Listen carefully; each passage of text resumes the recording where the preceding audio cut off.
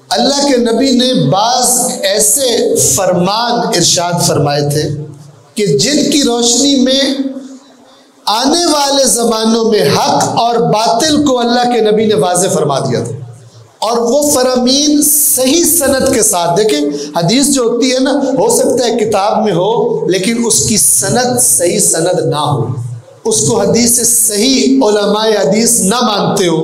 لیکن کچھ حدیثیں ایسی ہیں کہ جن کو علماء حدیث کیا کہتے ہیں کہ یہ حدیث بالکل صحیح ہے. ان صحیح حدیثوں میں سے ایک اور آپ کی خدمت میں عرض کر رہا ہوں.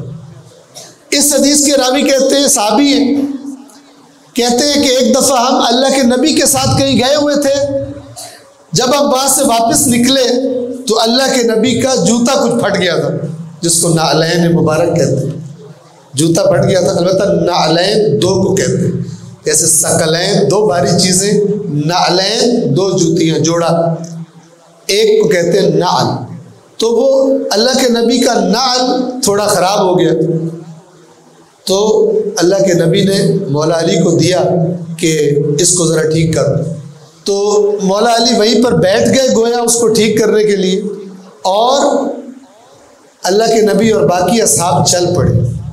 تو یہ صحابی جو راوی ہے یہ کہتے ہیں کہ جب ہم تھوڑا آگے آئے تو اللہ کے نبی نے فرمایا کہ تم میں سے ایک خوش نصیب ایسا ہے، تم یعنی میرے اصحاب، تم میں سے ایک خوش نصیب ایسا ہے کہ جس طرح، بڑی اونچی بات ہے سمجھیے گا، تم میں سے ایک خوش نصیب ایسا ہے کہ جس طرح قرآن کی تنزیل پر، تنزیل یعنی قرآن کا نازل ہونا، جس طرح قرآن کی تنزیل پر میں نے کافروں اور مشرکوں سے جنگیں لڑی تھی، وہ خوش نصیب اس قرآن کی تعویل پر تم سے جنگیں لڑے گا. تم سے یعنی کن سے؟ تم سے یعنی کن سے؟ صحابہ سے. اچھا صحابہ دو قسم کے، حضرت علی کے ساتھ بھی بہت سارے صحابہ ہیں، یعنی کہ سارے صحابہ ادھر تھے جنگوں میں. لیکن حدیث سنیے، تم میں سے ایک خوش نصیب ایسا ہے کہ جس طرح قرآن کی تنزیل پر میں کافروں اور مشرکوں سے لڑا تھا، وہ قرآن کی تعویل پر تم سے لڑے گا. اب پہلے فرق سمجھ لیں تنزیل اور تعویل کا. تعویل کا لفظ تو آپ نے سنا ہو. تعویل یعنی اس آیت سے مراد کیا ہے. کافروں سے میں لڑا کیونکہ وہ قرآن کو نہیں مانتے تھے، میں نے کہا مانو، اور بالآخر جنگی ہو گئی. لیکن میرے بعد کیا ہوگا، لوگ قرآن کی غلط تعویلیں کریں گے، کہیں گے مراد یہ ہے تو مراد وہ ہے.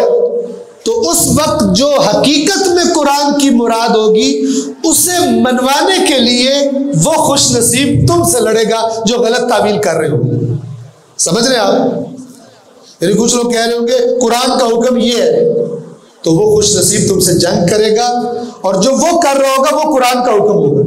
تو وہ راوی کہتے ہیں کہ یہ اتنا بڑا اللہ کے نبی کا انداز ایسا تھا کہ ہم سب کا جی چاہا کہ کاش وہ خوش نصیب میں ہوں. ہر ایک کا دل یہ چاہا.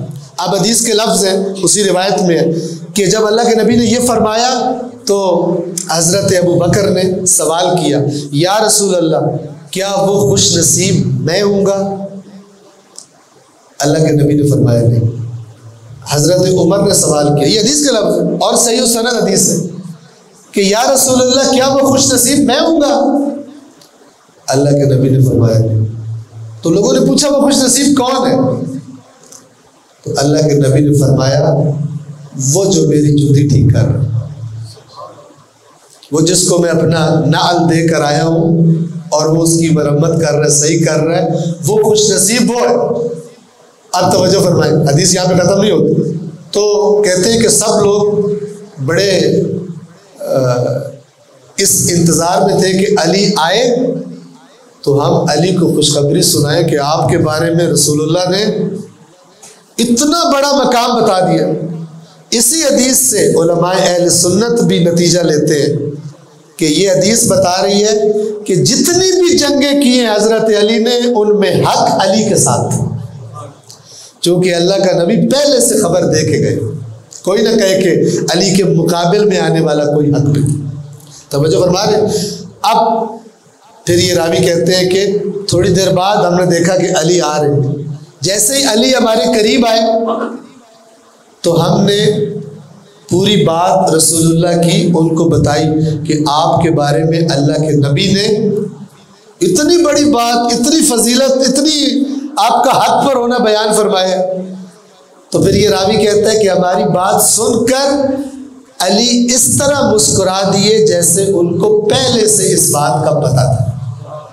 یعنی ایسا نہیں ہوتا تھا کہ دوسروں تک باتیں پہلے جائیں اور علی تک بعد میں آئیں. علی کو یہ باتیں پہلے سے معلوم تھی. اب توجہ کیجئے، واپس آئیں.